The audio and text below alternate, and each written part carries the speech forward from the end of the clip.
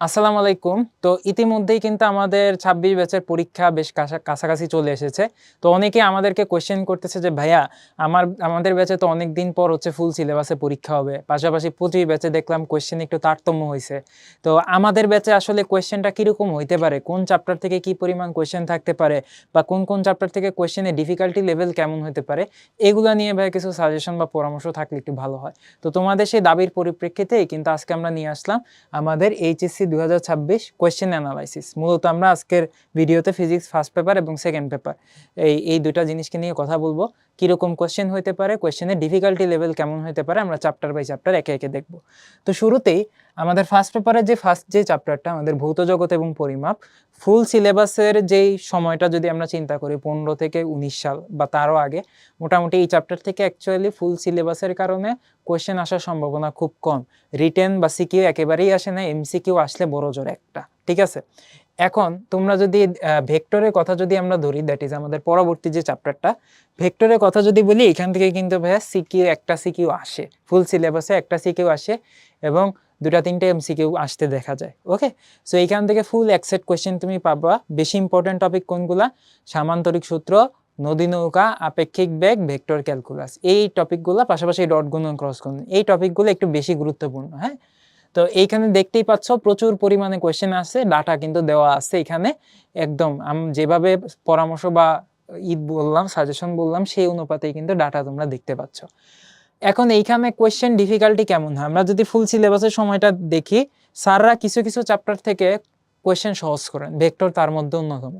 ফুল সিলেবাসের সময় ভেক্টর থেকে কোয়েশ্চেনগুলো সহজই আসতো। শর্ট সিলেবাসের সময় ভেক্টর থেকে মাঝে মধ্যে স্যাররা একটু পেঁচানোর চেষ্টা করছেন, বাট খুব বেশি পেঁচান নাই। ওকে, এখানে আরেকটা কথা বলে রাখা ভালো যে শর্ট সিলেবাস হওয়ার কারণে কিন্তু আমাদের কোয়েশ্চেনের ডিফিকাল্টি লেভেল একটু বেশি হয়েছিল। কারণ কি? কারণ শর্ট সিলেবাসে স্যারদের কোয়েশ্চেন করার জায়গা কম, কোয়েশ্চেনের ডিফিকাল্টি লেভেল তখন বেড়ে যায়। একটা টপিক থেকে যখন মাল্টিপল কোয়েশ্চেন সেট করতে হয়, সেকেন্ড বা থার্ড কোয়েশ্চেনটা করতে গিয়ে স্যাররা দেখা যায় একটু কনভেনশনাল কোয়েশ্চেনের বাইরে চলে যান, যার কারণে ওই জিনিসগুলো তোমাদের কাছে একটু কঠিন মনে হয়। ফুল সিলেবাস এই ক্ষেত্রে তোমাদের জন্য এক হিসেবে ভালো, সিলেবাস কভার করা থাকলে খুব বেশি কোয়েশ্চেন এদিক ওদিক হওয়ার সুযোগ আমার মতে নাই। ওকে, আচ্ছা, এরপরে আসো আমাদের গতি। দেখো, গতি থেকে সবচেয়ে বেশি ইম্পর্টেন্ট হচ্ছে উলম্ব গতি, ওই যে অভিকর্ষ ত্বরণ টরণ দিয়ে যে অঙ্কগুলো করতে, পাশাপাশি প্রক্ষেপক বা প্রজেক্টাইল বা প্রাস যেটাকে আমরা বলি, এখান থেকে প্রচুর কোয়েশ্চেন কিন্তু পরীক্ষা আসতে দেখা যায়। এখন আসো গতি থেকে আমরা দেখতে পাই যে ফুল সিলেবাসের সময় কিন্তু একটা সিকিউ থাকতো। মাঝে মধ্যে স্যাররা দেখা যায় গতি আর বলবিদ্যা মার্চ করেও কোয়েশ্চেন করে, বাট গতি থেকে তোমরা সিকিউ কিন্তু কমন পাবা। এখন আসো নিউটনীয় বলবিদ্যা। নিউটনীয় বলবিদ্যা খুবই ইম্পর্টেন্ট টপিক। বলা হয় ২টা চ্যাপ্টার এখানে জোড়া দিয়ে এক চ্যাপ্টার বানাইছে। রৈখিক গতি, কৌণিক গতি, ২টা পার্ট এখানে আছে। সো এইটার একদম সহজ কথা যদি বলি, ফুল সিলেবাসের সময় ভরবেগের সংরক্ষণশীলতা সূত্র থেকে কোশ্চেন দিত, সংঘর্ষ থেকে দিত, পাশাপাশি জড়তার ভ্রামক, তারপর হচ্ছে উলম্ব তলে বৃত্তাকার গতি, হ্যাঁ, অনুভূমিক তলে বৃত্তাকার গতি এবং ব্যাংকিং, এই টপিকগুলো থেকে স্যাররা বেশি কোয়েশ্চেন করতো। তোমরা যদি এমসিকিউ, সিকিউ বা অনুধাবনের ডাটাগুলা দেখো, তোমরা কিন্তু এখান থেকে বিষয়গুলো বুঝতে পারবা। আচ্ছা, এরপরে আমাদের আছে হচ্ছে কাজ ক্ষমতা শক্তি। কাজ ক্ষমতা শক্তি থেকেও কোয়েশ্চেন হয়। মোদ্দা কথা, ভেক্টর, গতিবিদ্যা, নিউটনীয় বলবিদ্যা, কাজ ক্ষমতা শক্তি, এই 4টা চ্যাপ্টার থেকে টোটাল মিনিমাম 4টা সিকিউ তোমাদের পরীক্ষায় তোমরা 100% কমন পাবা, 5টাও পাইতে পারো। ওকে, তো এইখানে কোন টপিকগুলো বেশি ইম্পর্টেন্ট? ক্ষমতা থেকে কোয়েশ্চেন আসে, কুয়া চৌবাচ্চা, ক্ষমতা, কুয়া চৌবাচ্চা স্যারদের খুবই ফেভারিট টপিক, এখান থেকে কোয়েশ্চেন আসে। পাশাপাশি বিভব শক্তি, গতিশক্তি থেকেও প্রচুর কোয়েশ্চেন আসে। হ্যাঁ, এখানে একটা কথা বলে রাখা ভালো, যেহেতু তোমাদের ফুল সিলেবাস, তোমাদের কিন্তু কোয়েশ্চেনের প্যাটার্নটা হবে 19 ব্যাচের সময়কার বা তার আগের যে কোয়েশ্চেন প্যাটার্ন ছিল ওই অনুযায়ী। হ্যাঁ, সো শর্ট সিলেবাসে দেখবা কিছু কিছু কঠিন কোয়েশ্চেন চলে আসছে, ওরকম হওয়ার সম্ভাবনা খুবই কম। আচ্ছা, এরপরে দেখো আমাদের মহাকর্ষ অভিকর্ষ থেকে সাধারণত এক সেট কোয়েশ্চেন থাকে, আবার ফুল সিলেবাসের কারণে নাও থাকতে পারে, হয়তো জ্ঞান অনুধাবনে দিয়ে দেয়। অভিকর্ষ ত্বরণ, তারপরে হচ্ছে আমাদের স্যাটেলাইট এবং মুক্তিবেগ, এগুলো হচ্ছে বেশি ইম্পর্টেন্ট টপিক। আচ্ছা, এরপর দেখো পদার্থের গাঠনিক ধর্ম, এখান থেকে কি কি কোয়েশ্চেন আসে? পদার্থের গাঠনিক ধর্ম থেকে আবারও মহাকর্ষ অভিকর্ষের মতোই মহাকর্ষ অভিকর্ষ গাঠনিক ধর্ম, এই 2টা চ্যাপ্টার থেকে দেখা যায় একটা চ্যাপ্টার থেকে কোয়েশ্চেন আসলে আরেকটা থেকে দেয় না, ঠিক আছে, অল্টারনেট করে করে কোয়েশ্চেন আসে। সো এইখানে একটু খেয়াল করো, এগুলো কিন্তু আবার এমসিকিউতে দিয়ে দেয়। খেয়াল করো, বেশি ইম্পর্টেন্ট হচ্ছে পয়সনের অনুপাত, ইয়াং গুণাঙ্ক আর ওই যে শক্তির যে ব্যাপারগুলো, কৃতকাজ, এই 3টা মিক্স আপ করে সিকিউ বেশি আসে। আর আমাদের লাস্টের দিকে টপিক থেকে পৃষ্ঠটান থেকে দেখো খুব বেশি কোয়েশ্চেন আসে না, সান্দ্রতা বা স্টোকসের সূত্র, অর্থাৎ আমাদের এই যে এই টপিকটা সান্দ্রতা, পৃষ্ঠটান, পৃষ্ঠ শক্তি, এগুলা থেকে কিন্তু খুব বেশি একটা কোশ্চেন আসে না, এমসিকিউ আসে। আচ্ছা, এরপর দেখো এই যে কৌশিকতা, স্পর্শক কোণ, এগুলা থেকেও মানে সিকিউ আসে বাট কম। এখন দেখো আমাদের সরল চন্দিত স্পন্দন গতি, গ্যারান্টি এখান থেকে একটা সিকিউ আসবে। প্রত্যেকটা টপিক ইম্পর্টেন্ট, তাও স্পেসিফিক্যালি বললে আমাদের কণার শক্তি, সরল দোলক এবং সমীকরণ, এই তিনটা টপিক থেকে কোশ্চেন আসেই আসে। এরপর আসো তরঙ্গ। তরঙ্গ থেকে ফুল সিলেবাসের আমলে মাঝে মধ্যে কোশ্চেন আসতো। বেশি ইম্পর্টেন্ট হচ্ছে স্থির তরঙ্গ, অগ্রগামী তরঙ্গ সমীকরণগুলা, আর বিটের সমীকরণটা বেশি ইম্পর্টেন্ট। হ্যাঁ, আচ্ছা, এরপরে আসো আদর্শ গ্যাস, গ্যাসের গতিতত্ত্ব। এখানে তিনটা গ্যাসের সূত্র খুব ইম্পর্টেন্ট, প্লাস আপেক্ষিক আর্দ্রতা। এখান থেকেও সাধারণত এক সেট কোশ্চেন আসে। তাহলে যে 8 সেট সিকিউ আসবে, সেই সিকিউ গুলা কই কই থেকে আসবে? আমরা বলছি যে 2 থেকে 5, এই 4টা চ্যাপ্টার মিলে 5টা সিকিউ হইতে পারে। আর মহাকর্ষ, বিকর্ষ, তারপরে ইয়াং গুণাঙ্ক থেকে যে কোনো একটা থাকে, সরল চন্দিত স্পন্দন গতি থেকে থাকে, আদর্শ গ্যাস থেকে থাকে, মাঝে মধ্যে তরঙ্গ থেকেও দিয়ে দিতে পারে। হ্যাঁ, আচ্ছা, এরপরে দেখো ভাইয়া পদার্থবিজ্ঞান দ্বিতীয় পত্রে দেখি। পদার্থবিজ্ঞান দ্বিতীয় পত্রে শর্ট সিলেবাস আমলে তাপগতিবিদ্যা, স্থিরতড়িৎ, চলতড়িৎ, এই 3টা চ্যাপ্টার থেকে 4টা 5টা দিয়ে দিত। সো অনেকে যেটা দেখা যায় তুই 3টা চ্যাপ্টার খুব ভালো মতো পড়ে সিকে আনসার করে দিয়ে চলে আসতে পারতো, বাট এখন কিন্তু আর ওই নিয়ম নাই। এখন কিন্তু ফুল সিলেবাসে প্রচুর জায়গা কোশ্চেন করার, কাজেই তোমাকে এখন সিলেবাস কভার করার দিকে বেশি জোর দিতে হবে, রাদার দেন এক সাবজেক্ট অনেক লম্বা সময় ধরে পড়ার চাইতে, বা একটা চ্যাপ্টার অনেক লম্বা সময় পড়ার চাইতে। খেয়াল করে দেখো এখানে বেশি ইম্পর্টেন্ট কোনটা? সমষ্ণ রুদ্ধতাপীয় প্রক্রিয়া সমীকরণ থেকে প্রতি বছরই কোশ্চেন আসতো ফুল সিলেবাস সময়। পাশাপাশি কার্নো চক্র, কার্নো ইঞ্জিন, এখান থেকে কোশ্চেন আসে। থার্ড ইম্পর্টেন্ট টপিক হচ্ছে এন্ট্রপি, এখান থেকেও প্রচুর কোশ্চেন আসে। আচ্ছা, স্থির তড়িৎ খুবই ইম্পর্টেন্ট বা সহজ। স্থির তড়িতে প্রশ্ন কই থেকে হয়?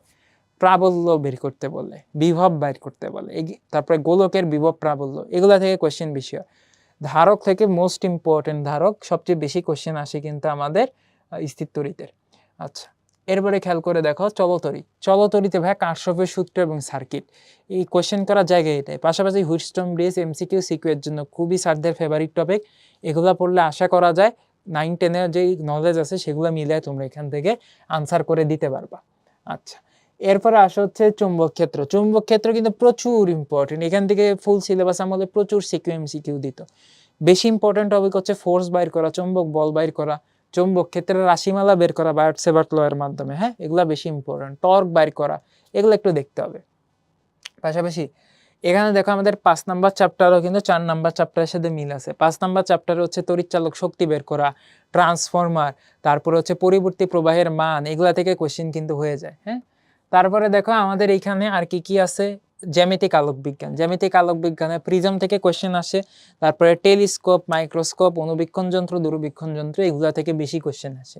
পাশাপাশি মাঝে মধ্যে লেন্সের রশ্মি চিত্র আঁকতে, যেটা 9-10 তোমাদের ছিল। আচ্ছা, এরপর আসো ভৌত আলোক বিজ্ঞান। ভৌত আলোক বিজ্ঞান থেকে সাধারণত ইয়াং এর ডাবল স্লিট এক্সপেরিমেন্ট, ডিসির পরীক্ষা থেকে সবচেয়ে বেশি কোশ্চেন আসে। ব্যতিচার থেকে ফুল সিলেবাসে প্রচুর কোশ্চেন আসতো। অপবর্তনে খুব একটা কোশ্চেন আসে না ফুল সিলেবাসে। আর আমাদের সমাবর্তনটা এমসিকিউ এর জন্য। আধুনিক পদার্থবিজ্ঞানে মূলত রিলেটিভিটির যে দৈর্ঘ্য, ভর, তারপর সময়, যে ব্যাপারগুলো এখান থেকে কোশ্চেন আসে। পাশাপাশি ফটো ইলেকট্রিক ইফেক্ট, এটাও কিন্তু অনেক বেশি ইম্পর্টেন্ট তোমাদের পরীক্ষার জন্য। আর এখন দেখো আমাদের নবম যে চ্যাপ্টারটা আছে, নবম অধ্যায়টা থেকে কিন্তু ওই যে তেজস্ক্রিয়তার যে সূত্রগুলো আছে সেগুলো দেখতে হয়, পাশাপাশি ভর ত্রুটি দেখতে হয়, তাইলেই হয়। আর আমাদের যে দশম অধ্যায় আছে সেমিকন্ডাক্টর এবং ইলেকট্রনিক্স, এখানে মোস্ট ইম্পর্টেন্ট হচ্ছে ওই যে diode, forward bias, reverse bias, এগুলো এমসিকিউতে দেয়। আর হচ্ছে ট্রানজিস্টার থেকে কিন্তু আমাদের প্রচুর সিকিউ আসে। হ্যাঁ, সো এগুলো তোমরা ডাটার মাধ্যমে এখানে অ্যানালাইসিস করে দেওয়া আছে, দেখে নিতে পারো। আচ্ছা, আর পাশাপাশি আমাদের লাস্ট যে অধ্যায় জ্যোতির্বিজ্ঞান, সাইজে বড়, দেখতে বড় হইলে আসলে এগুলো খুবই ছোট চ্যাপ্টার, সিকিউ আসার সম্ভাবনা খুবই কম। মূলত 3-4টা ফর্মুলা আছে, সেগুলো জানতে পারলেই এমসিকিউ এর জন্য কভার হয়ে যায়। সো আমি যদি সেকেন্ড পেপারে বলি কোন কোন চ্যাপ্টার থেকে বেশি সিকিউ আসে, তাপগতিবিদ্যা, স্থির তড়িৎ, চলতড়িৎ, তারপরে হচ্ছে চুম্বক ক্ষেত্র, চুম্বক আবেশ থেকে আসে না আসে, জ্যামিতিক আলোক বিজ্ঞান, ভৌত আলোক বিজ্ঞান, আধুনিক পদার্থবিজ্ঞান, সেমিকন্ডাক্টর, এগুলা থেকে কিন্তু সিকিউ বেশি হয়। হ্যাঁ, তো এগুলো একটু তোমাকে মাথায় রাখতে হবে। পরিশেষে লাস্টে এটাই বলবো, ফুল সিলেবাসে যেহেতু তোমাদের পরীক্ষা পদ্ধতি হবে, তোমাদের কিন্তু প্যাটার্নটা ফলো করতে হবে 19 সাল এবং তার আগের প্যাটার্ন। তুমি রিসেন্ট ইয়ারগুলোতে শর্ট সিলেবাসের কারণে আবারও বলি স্যারদের কোশ্চেন করার জায়গা ছিল কম, এক জায়গা থেকে বেশি কোশ্চেন করতে গিয়ে স্যাররা কোশ্চেন কঠিন করে ফেলছে। সো এখন কিন্তু তোমাদের কোশ্চেন কঠিন হওয়ার সম্ভাবনা কম, কিন্তু সিলেবাসটা বেশি। সো একদিক দিকে চ্যালেঞ্জ বাড়লো, আরেক দিকে তোমাদের জন্য সুখবর কিন্তু আছে। সো যারাই সিলেবাসটা ঠিকমতো শেষ করতে পারবা তারাই একাডেমিক বা বোর্ডে তো ভালো করবাই, অ্যাডমিশনে অনেক বেশি আগায় থাকবা। সো ফিজিক্সের অ্যানালাইসিসের মাধ্যমে তোমাদের জন্য আমার পরামর্শ এইটাই থাকবে ইনশাল্লাহ। আর সামনে তো ক্লাসে ইনশাল্লাহ দেখা হবেই। তো আজকের ভিডিও এই পর্যন্তই। সবাই ভালো থাকো, সুস্থ থাকো। তোমাদের ফার্দার আরও যদি কোয়েশ্চেন থাকে আমাদের কমেন্টে জানাতে পারো। আল্লাহ হাফেজ, আসসালামু আলাইকুম।